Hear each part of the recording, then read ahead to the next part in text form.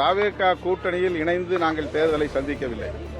நாங்கள் இன்னொரு கூட்டணியில், திமுக கூட்டணியில் இடம்பெற்றிருந்தோம். அந்த கூட்டணியில் 2 இடங்களில் நாங்கள் வெற்றி பெற்றோம். தவேக ஆட்சி அமைப்பதற்கு 2 இடங்கள் மட்டுமே தேவை என்கிற நிலையில் எங்கள் ஆதரவை நாங்கள் நல்கினோம். தற்போது வெளிப்படையாகவே தவேக தரப்பிலிருந்து விடுதலை சிறுத்தைகள், இந்திய யூனியன் முஸ்லீம் லீக் ஆகிய இரு கட்சிகளுமே அமைச்சரவையில் இடம்பெற வேண்டும் என்கிற விருப்பத்தை வெளிப்படுத்தியிருக்கிறார்கள். ஆகவே அவருடைய அழைப்பை நாங்கள் மதிக்கிறோம், நன்றி சொல்ல கடமைப்பட்டிருக்கிறோம். சம்மர் வந்தாச்சு. What's your plan for this holiday? எங்க கிட்ட விட்டுருங்க, நாங்க பாத்துக்கிறோம். GT Holidays. GT Holidays, South India's #1 travel brand. வெற்றியாளரை விதைக்கும் மண் SNS, வெற்றியாளரை உருவாக்கும் மண் SNS, வெற்றியின் மண் SNS. SNS Institutions, Kovai.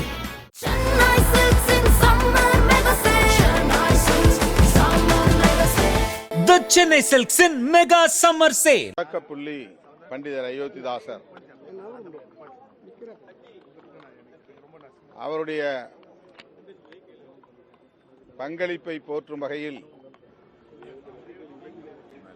கடந்த திராவிட முன்னேற்ற கழகத்தின் தலைமையிலான அரசு திராவிட பேரொளி பண்டிதர் அயோத்திதாசர் மணிமண்டபம் என்கிற இந்த நினைவு மண்டபத்தை விடுதலை சிறுத்தைகளின் கோரிக்கையொட்டி எழுப்பியிருக்கிறார்கள். பண்டிதர் அயோத்திதாசர் புரட்சியாளர் அம்பேத்கருக்கு முன்னோடி, தந்தை பெரியாருக்கும் முன்னோடி ஆவார். இன்றைக்கு இந்தியா முழுவதும் விவாதிக்கப்படுகிற புரட்சியாளர் அம்பேத்கரின் அரசியல் மற்றும் தமிழகத்தில்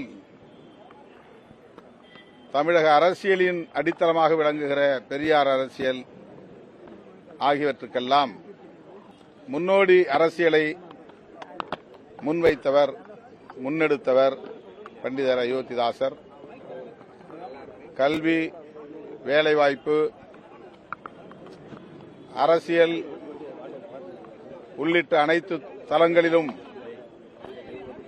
வாய்ப்பு மறுக்கப்பட்டவர்களுக்கு உரிய பிரதிநிதித்துவம் வழங்க வேண்டும் என்கிற குரலை ஓங்கி ஒலித்தவர்.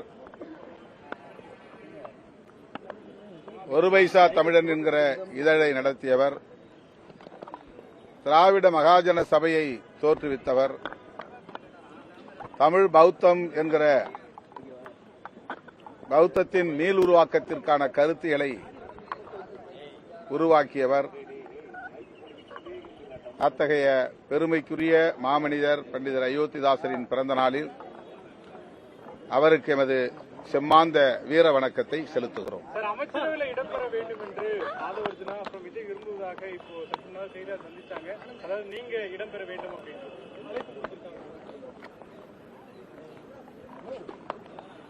அவருடைய அழைப்புக்கு நான் நன்றி சொல்ல கடமைப்பட்டிருக்கிறேன். எங்கள் கட்சியின் உயர்நிலை குழு 8ஆம் தேதி மாலை 6 மணிக்கு கூடியது. ஆன்லைன் கூட்டமாக அது நடைபெற்றது, இணைய வழியில். 9 மணி அளவில் அது நிறைவு பெற்றது. அந்த கூட்டத்தில் கலந்து கொண்ட பெரும்பாலானவர்கள் அமைச்சரவையிலும் இடம்பெற வேண்டும் என்கிற கருத்தை முன்மொழிந்தது அனைவருக்கும் அறிந்த உண்மை, அனைவரும் அறிந்த ஒன்று. ஆனாலும் நிறைவாக தலைவர் எடுக்கிற முடிவுக்கு கட்டுப்படுகிறோம் என்ற உறுதியை தந்தார்கள். அதன் அடிப்படையில் 9ஆம் தேதி பொதுச் செயலாளர்கள் 2 பேரோடும் கலந்து பேசி ஆட்சி அமைப்பதற்காக மட்டுமே நம்முடைய ஆதரவை நல்குவது என்கிற நிபந்தனையற்ற ஆதரவை நாங்கள் நல்கினோம். பதவியேற்புக்கு பிறகு வேளச்சேரிக்கு வருகை தந்த திரு விஜய் அவர்கள் தம்முடைய விருப்பத்தை வெளிப்படுத்தினார். அதை இப்போது மீண்டும் வெளிப்படையாக ஆதவ் அர்ஜுனா அவர்கள் வழிமொழிந்திருக்கிறார். இது குறித்து எமது முன்னணி பொறுப்பாளர்கள், பொதுச் செயலாளர்கள் மாநில பொருளாளர், முதன்மைச் செயலாளர் போன்ற முன்னணி பொறுப்பாளர்களோடு கலந்து பேசிய பின்னர் எங்கள் முடிவை அறிவிப்போம். ஆட்சியிலும் பங்கு அதிகாரத்தில் பங்கு தான் விசிகாவுடைய கொள்கை. அப்படி இருக்கும்போது யோசிக்க வேண்டிய காரணம் என்ன சார்? தாவேகா கூட்டணியில் இணைந்து நாங்கள் தேர்தலை சந்திக்கவில்லை. நாங்கள் இன்னொரு கூட்டணியில், திமுக கூட்டணியில் இடம்பெற்றிருந்தோம். அந்த கூட்டணியில் 2 இடங்களில் நாங்கள் வெற்றி பெற்றோம். தாவேகா ஆட்சி அமைப்பதற்கு 2 இடங்கள் மட்டுமே தேவை என்கிற நிலையில் எங்கள் ஆதரவை நாங்கள் நல்கினோம்.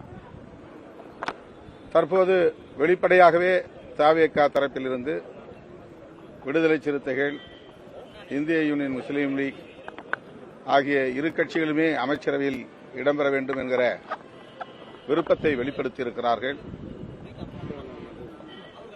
ஆகவே அவருடைய அழைப்பை நாங்கள் மதிக்கிறோம், நன்றி சொல்ல கடமைப்பட்டிருக்கிறோம். என்றாலும் இதற்காக மீண்டும் உயர்நிலைக் குழுவை கூட்ட வேண்டிய தேவையில்லை. பொதுச் செயலாளர்கள் 2 பேர், பொருளாளர், முதன்மைச் செயலாளர் ஆகிய முன்னணி பொறுப்பாளர்களோடு இந்த அழைப்பு குறித்து நாங்கள் கலந்து பேசி முடிவை அறிவிப்போம். என்ன மாதிரியான முடிவுகளை தொடர்களும் நிர்வாகிகளும் எதிர்பார்க்கலாம் சார்? ஏன்னா பெரும்பான்மை அமைப்பதற்கான அப்போதிலிருந்து தாவேகா அவங்களுடைய நிலைப்பாட்டில் கரெக்டா இருக்காங்க. குறிப்பா ஆட்சியிலையும் உங்களுக்கு பங்கு தரதா அந்த அப்போ பேச்சுவார்த்தையிலுமே சொல்லிட்டு இருந்தாங்க. இப்போ வெளிப்படையாகவும் இருக்கு. இதுல கட்சியினுடைய தலைவர் திருமாவளவனுடைய நிலைப்பாடு எப்படி இருக்கும்? மக்கள் என்ன எதிர்பார்க்கலாம்? இல்லைன்னா ஒரு எல்லோருக்குமான தலைவர் அம்பேத்கர் என்கிற நூல் வெளியீட்டு விழாவிலேயே திரு விஜய் அவர்கள் வெளிப்படையாக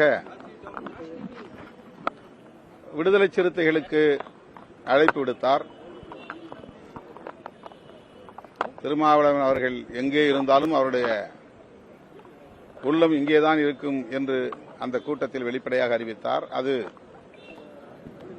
எங்களை அழைப்பதற்கு உரிய ஒரு செய்தியாகத்தான் புரிந்து கொண்டோம். ஆனால் எங்களால் தாவேகா கூட்டணியில் இடம்பெறும் சூழல் உருவாகவில்லை. நாங்கள் தொடர்ந்து திராவிட முன்னேற்றக் கழகத்தின் தலைமையிலான கூட்டணியில் தான் பயணித்தோம். ஆகவே அதை ஒரு நிபந்தனையாக, நாங்கள் தருகிற ஆதரவை ஒரு நிபந்தனை ஆதரவாக தருவதில் எங்களுக்கு உடன்பாடு இல்லை. 2 இடங்களை பெற்றிருக்கிற நிலையில் எங்களுக்கு அமைச்சரவையில் இடம் தர வேண்டும், அப்படி என்றால் தான் நாங்கள் ஆதரவை நல்குவோம் என்றெல்லாம் நாங்கள் நிபந்தனை விதிக்கவில்லை. நிபந்தனையற்ற முறையில் எங்கள் ஆதரவை நாங்கள் நல்கிவிட்டோம். இப்போது விடுதலை சிறுத்தைகளும் அமைச்சரவையில் இடம்பெற வேண்டும் என்று வெளிப்படையான ஒரு அழைப்பு வந்திருக்கிற நிலையில் நாங்கள் கலந்து பேசுவது தவிர்க்க முடியாததாக இருக்கிறது. முன்னணி பொறுப்பாளர்களோடு கலந்து பேசுவோம்.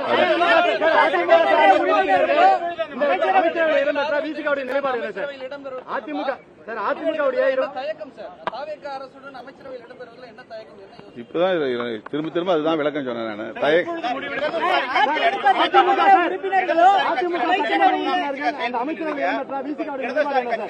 அமைச்சர் பங்கேற்க தெளிவா தெரிவித்தாங்க. நீங்க மறுபடியும் ஆலோசிக்கிறீங்க, அதனால உங்களுக்கு முரண்பாடு வராதா? இடதுசாரிகள் என்ன முடிவெடுத்தார்களோ அதே முடிவைத்தான் நாங்களும் எடுத்தோம். 8ஆம் தேதி மாலை 4 மணிக்கு அவர்கள் முடிவை அறிவித்தார்கள். அப்போதே நாங்களும் அறிவிக்க வேண்டும் என்று பலரும் எதிர்பார்த்தார்கள். அந்த எதிர்பார்ப்பு நிகழவில்லை என்பதனால் கடுமையாக விமர்சித்தார்கள். எங்களுக்கும் கட்சி இருக்கிறது, கட்சியில் கட்டமைப்பு இருக்கிறது, ஒரு நடைமுறை விதிகள் இருக்கின்றன. ஆகவே நாங்கள் இடதுசாரிகளிடமே சொன்னது என்னவென்றால், உங்கள் முடிவை ஒட்டி எங்கள் முடிவு இருக்கும், உயர்நிலைக் குழுவில் நாங்கள் கலந்து பேசிய பிறகு அறிவிப்போம் என்று சொல்லியிருந்தோம். 8ஆம் தேதி 9 மணிக்கு, இரவு 9 மணிக்குத்தான் உயர்நிலைக் குழு கூட்டம், ஆன்லைன் கூட்டம் நிறைவு பெற்றது. 8ஆம் தேதி காலையே நான் சொல்லியிருந்தேன் 9ஆம் தேதி பகல்தான் அறிவிப்போம் என்று. ஆனால் 8ஆம் தேதி இடதுசாரிகள் அறிவித்துவிட்ட பிறகு ஏன் தாமதம், எதற்காக தாமதம் என்றெல்லாம் அறிவுஜீவிகள் உட்கார்ந்து கொண்டு விவாதங்களிலே பேசிக் கொண்டிருக்கிறார்கள். இது ஒரு கட்சி, இந்த கட்சிக்கு ஒரு நடைமுறை இருக்கிறது. ஒவ்வொரு பொறுப்பாளரும் ஒவ்வொரு கருத்தை கொண்டிருப்பார்கள். எல்லோரையும் பேசி ஒருமித்த கருத்துக்கு கொண்டு வர வேண்டியது ஒரு கட்சி தலைவருக்குரிய பொறுப்பு, கடமை. கட்சியை நடத்தக்கூடியவர்களுக்குத்தான் அதில் உள்ள சிரமம் தெரியும். ஆகவே அடுத்த நாள் பகல் 12 மணிக்கு மேல்தான் நாங்கள் கூடினோம். 2 மணிக்கு ஆதவ அர்ஜுனாவுக்கு நாங்கள் தகவல் கொடுத்து விட்டோம். 4 மணிக்கு அவர் எடுத்து வந்த ஆவணங்களில் கையொப்பம் வாங்கிக் கொண்டு விடைபெற்றுக் கொண்ட பின்னர் தான் நான் பத்திரிகையாளரை சந்தித்தோம்.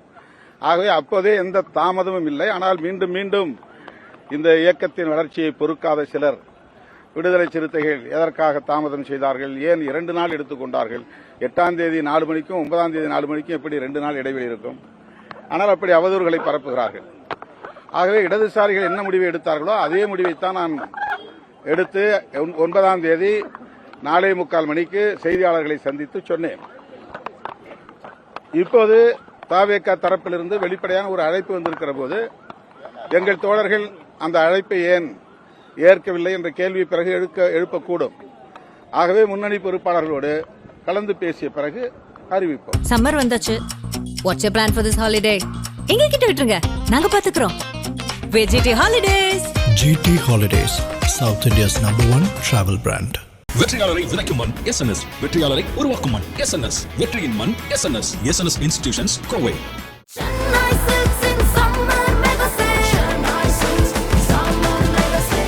The Chennai Silks in Mega Summer Sale.